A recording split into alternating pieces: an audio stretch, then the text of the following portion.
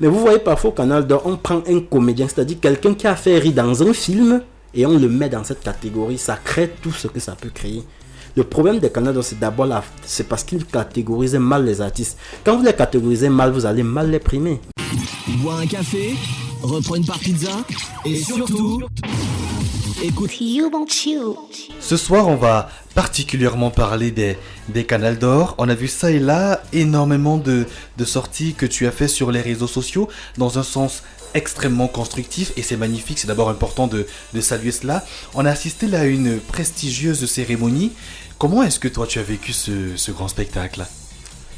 Canal d'Or, moi j'ai vraiment kiffé, parce que je comprends pourquoi les gens donnent autant d'importance à Canal d'Or, c'est-à-dire les gens de Canal d'Or vraiment chapeau, ils savent faire le show. Moi j'ai fait 5 ans dans le comité d'organisation des écrans noirs, ouais. Et on faisait tout l'ouverture, la fermeture au palais des congrès, mais je n'ai pas reconnu le palais des congrès l'autre jour. C'est-à-dire que les gens des Canal d'Or, ils ont vraiment levé le niveau. C'était comme si c'était les Oscars, ouais, ou bien les Grammy. Pour ça, il faut saluer. C'était magnifique. Ça fait rêver en fait. Avec toi particulièrement, aujourd'hui, on parlera de ce qui a trait à ton domaine d'activité. Tu es un professionnel dans le domaine du cinéma. On a eu énormément de distinctions en ce qui concerne la comédie, la webcomédie, en ce qui concerne l'humour également. Et lorsque on se base sur ce qu'il se passe actuellement sur la toile, tu fais des sorties pour recadrer, parce que forcément, on salue l'organisation, on salue surtout l'initiative, parce que c'est bien de sanctionner, de récompenser justement nos acteurs culturels. Mais c'est aussi important de comprendre réellement l'environnement de certains domaines d'activité. Dans l'une des sorties, avant même de parler des sorties, actuellement sur la toile, il y a un gros débat sur la personne de Nel Cruz, se disant qu'au regard de sa notoriété, sa cote de popularité, le nombre de followers qu'il a, mais surtout l'essentiel de ses productions, il était très productif récemment, qu'il était hors de question qu'il ne gagne pas. Que penses-tu de cet avis que la majorité des internautes partagent aujourd'hui? Les internautes n'ont pas tort du tout. Je vais avouer que quand moi je regardais les canaux et qu'on a donné le prix à Fingon, j'étais un peu surpris. Mais avec le regard du professionnel, je me suis vite ravisé et je me suis dit non, quelque part c'est pas comme on peut dire une tricherie, c'est presque normal. Ouais. Parce que si on veut faire un rappel, moi je suis sûr et certain que quand on avait annoncé les nominés des Canal d'Or, les gens ont été un peu intrigués de voir Fingon et Nel Cruz dans une même catégorie. Ça sonnait un peu comme les gens étaient intrigués de voir Lady Ponce avec peut-être Chris M. C'est la même chose, c'est le même sentiment en fait. Pourquoi les gens ont ce sentiment? C'est parce qu'ils ressentent quelque part qu'ils ne sont pas au même niveau. Vous voyez un peu. Ouais. Et après, quand on récompense, les gens sont surpris. Moi, ça me dérange généralement de voir mes frères camerounais s'entre-déchirer, surtout sur des sujets qu'ils ne maîtrisent pas. Donc, ce que moi je fais, c'est que je fais une sortie pour essayer d'éclairer, pour qu'ils puissent comprendre de quoi il s'agit. Parce que le véritable problème dans notre domaine du cinéma, la télé, l'humour, c'est que le plus souvent, les gens ne comprennent pas grand-chose dans ce monde-là.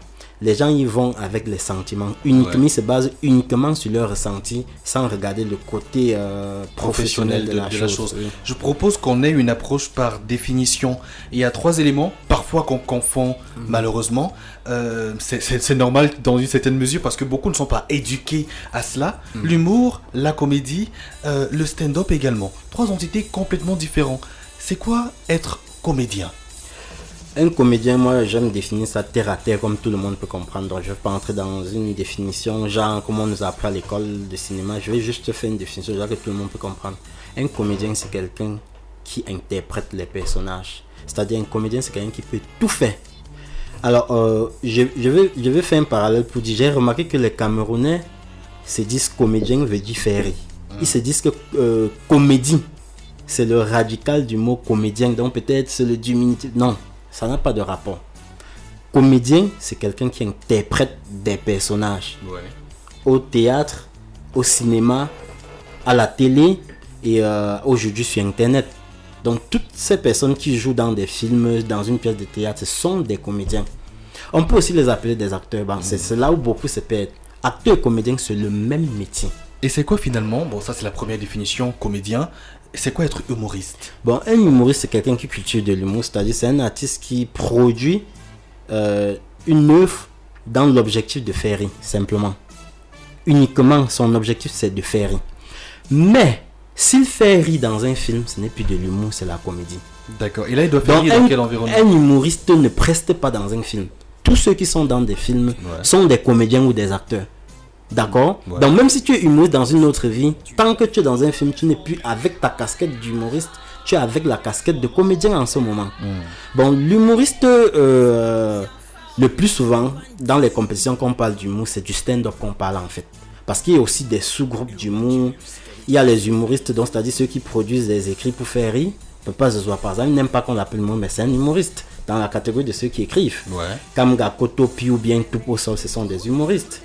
Par exemple, celui qui fait le dessin dans le journal Le Popoli là. Bon, je sais pas, peut-être dans le jargon journalistique il y a aussi un autre nom, mais dans l'humour aussi ça existe. Ceux qui dessinent, qui font des caricatures pour faire rire, c'est aussi des humoristes, mais dans la catégorie de ceux qui dessinent. Donc du coup, dans des compétitions qu'on fait catégorie meilleur humoriste, on ne peut pas recenser tous ces gens. On ne peut pas jeter dans la catégorie mais qui est le stand-up. Le stand-up, c'est les humoristes qui se placent sur un podium avec un micro, ils parlent et le public rit, c'est en live. C'est ça le stand-up en fait. En réalité, faire du stand-up, qu'on fasse, comment je vais dire, qu'on confonde stand-up et humour, c'est la même chose en réalité. Un humoriste et un stand-upper en même temps. Oui. Donc dans l'humour, il y a le stand-up. Donc il y a plusieurs catégories. Le stand-up, c'est dans la catégorie, mais dans l'humour. Donc quand on fait des compétitions au Canada, meilleur humoriste, en fait, c'est des stand-uppers qu'on doit... Ça veut dire un humoriste, il est seul lorsqu'il fait son art en réalité. Parce qu'un comédien, il est avec des gens, il joue dans un... Non, il peut être avec des gens, il y a même des duos en humour, il y a même les trios. C'est-à-dire, vous venez sur scène, un peu comme Fingon l'a fait, voilà. Comme Fingon l'a fait au Canal d'Or avec Black Oya et l'autre humoriste là. Ils étaient 3 sur scène, en train de produire un truc pour faire rire. Ce n'était pas une scène de théâtre, parce qu'une scène de théâtre, ça va avec le décor. D'accord? Ils étaient juste placés là, ils parlaient, ils faisaient rire. Il n'y avait pas un décor qui épousait ce qu'ils racontaient. Donc là, ils étaient en pleine scène d'humour, ils étaient dans un trio. Donc ils peuvent être plusieurs et faire de l'humour. Mais, sauf que c'est le fait d'être en contact avec le public, de parler et le public rit directement. Mais non, entrons même dans cette catégorie-là, meilleur web comédien. Est-ce que tous ceux qui ont été nominés dans cette catégorie sont réellement des comédiens, selon toi? Bon, avant d'arriver à ça, pour fermer définitivement la page d'humoriste, normalement, les canals d'or, au début, j'avais fait une vidéo pour ça. Normalement, quand les canals d'or font la catégorie meilleur humoriste, ils doivent mettre dans cette catégorie uniquement les humoristes qui font du stand-up. Et parmi ceux qui font du stand-up, parce qu'il y a beaucoup d'humoristes au Cameroun qui font du stand-up, si on veut les nominer, ils seront même 100. Mais maintenant, pour sectionner, il faut qu'on nomine les humoristes qui ont fait le one-man show. C'est quoi le one-man show? C'est un homme qui se place seul là, qui fait un spectacle d'environ 1 heure de temps, seul. Il parle, le public rit pendant 1 heure de temps. Il y a très peu d'humoristes qui font cela au Cameroun. Il y a les gens comme Ulrich Takam, Valérie Dongo, Moustique le faisait, ça fait quand même longtemps qu'il n'a plus fait cela.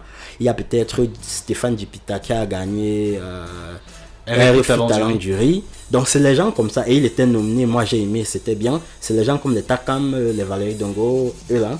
Bon, maintenant, comme au Cameroun, la production, il n'y a pas beaucoup d'argent pour produire les stand-up, les one-man shows. Donc beaucoup d'humoristes ne se lancent pas de one-man show par manque de moyens. On peut aussi compléter la liste avec ceux qui ont fait les grands plateaux du monde, c'est-à-dire peut-être Abidjan Capitale du Riz, Parlement du Riz, ou bien Africa Stand-Up Festival de Valérie Dongo. Donc on puise aussi là. C'est ces personnes qui doivent être dans cette catégorie. Mais vous voyez parfois au Canal d'Or, on prend un comédien, c'est-à-dire quelqu'un qui a fait rire dans un film, et on le met dans cette catégorie. Ça crée tout ce que ça peut créer. Le problème des Canadiens, c'est d'abord c'est parce qu'ils catégorisent mal les artistes. Quand vous les catégorisez mal, vous allez mal les primer. Écoutez Urban Tube. Écoutez Urban Tube. Écoutez la différence.